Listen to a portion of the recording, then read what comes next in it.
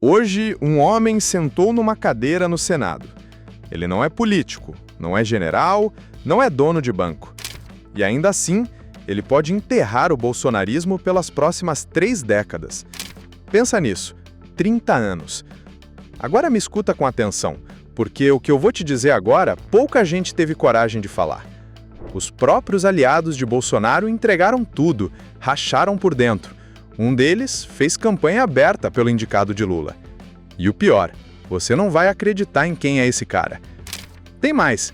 O presidente do Senado, que passou meses tentando destruir essa indicação, engoliu seco e ficou quieto. E o filho do ex-presidente? Na hora mais decisiva, simplesmente desistiu. Você quer saber o nome desse homem sentado na cadeira? Quer saber como é que o bolsonarismo perdeu essa guerra sem nem perceber? Então vem comigo, porque essa história é muito mais suja e muito mais grave do que qualquer noticiário vai te contar. Quem é Jorge Messias? Filho de evangélicos, cresceu humilde no Recife. Servidor de carreira, procurador da Fazenda, passou pelo Banco Central, BNDES, ministérios. Quando Lula voltou ao poder em 2023, chamou ele para chefiar a AGU.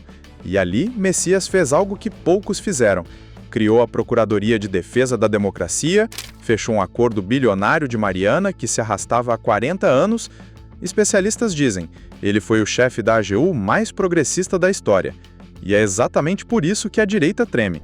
Esse homem no STF não vai dar anistia para quem atacou o Congresso, não vai passar pano para bilionário e vai ficar lá décadas.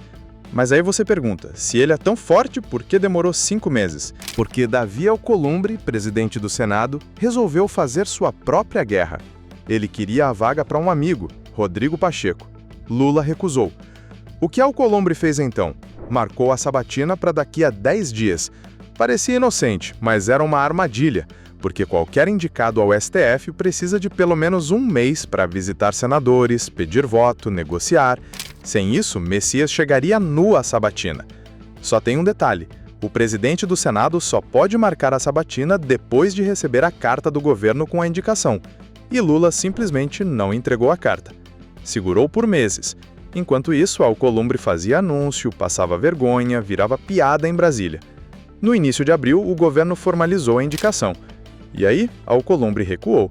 Não apoiou, mas saiu da frente. Disfarçou de neutralidade o que todo mundo sabia.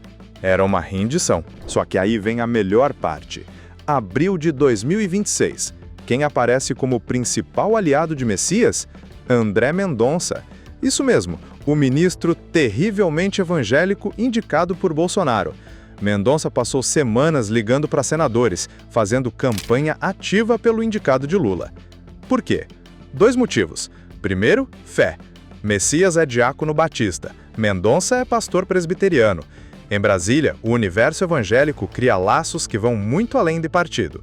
Segundo, conveniência. Mendonça tem investigações em andamento que podem andar mais rápido ou mais devagar dependendo do ambiente.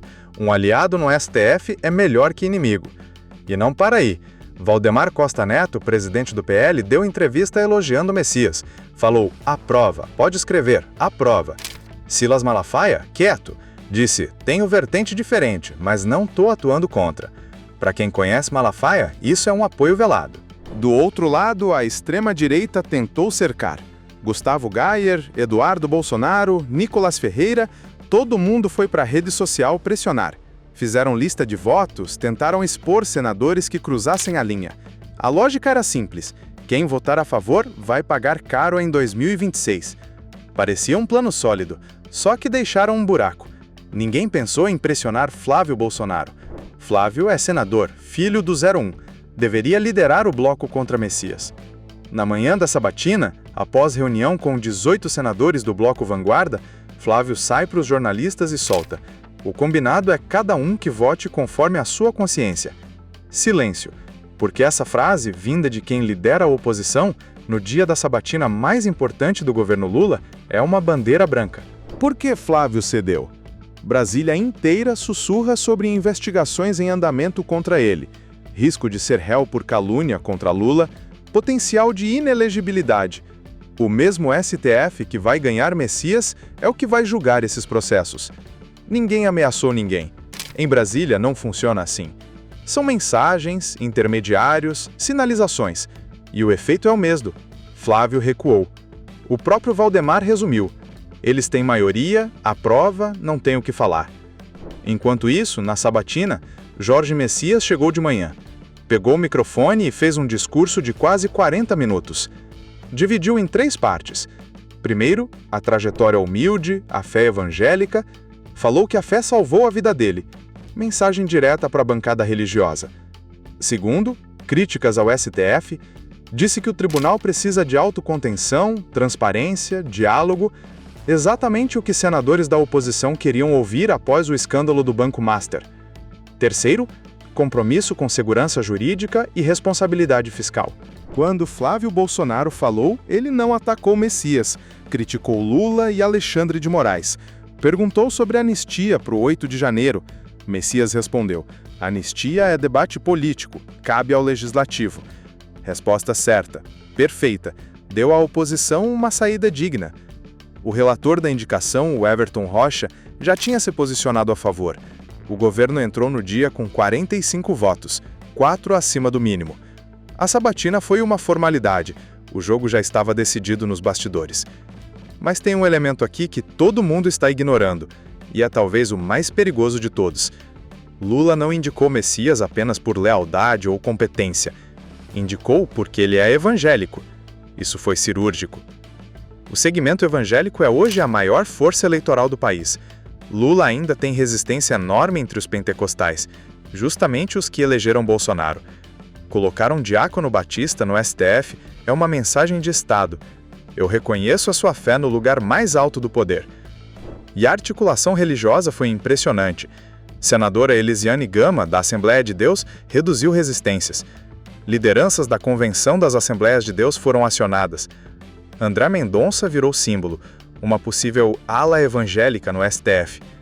Mendonça e Messias atuando juntos em pautas morais. Lula entendeu isso antes do bolsonarismo e usou. Agora me escute com atenção, porque o que vem a seguir é grave. Com Messias no STF, o tribunal muda de figura. Não de uma hora para outra, mas a direção muda. Ele chega com um histórico que nenhum outro ministro tem. Defendeu piso salarial para motorista de app, responsabilização de big techs, proteção de territórios quilombolas, distribuição de renda. E ele vai herdar investigações, processos contra figuras da direita. Pode ser relator de casos que envolvem nomes pressionados judicialmente. Isso explica o nervosismo bolsonarista. O STF chega desgastado. Escândalo do Banco Master, atrito com o Congresso no limite e 2026 aí, com um ex-presidente condenado tentando voltar ao jogo. Messias entra projetando moderação, dizendo que é preciso autocontenção.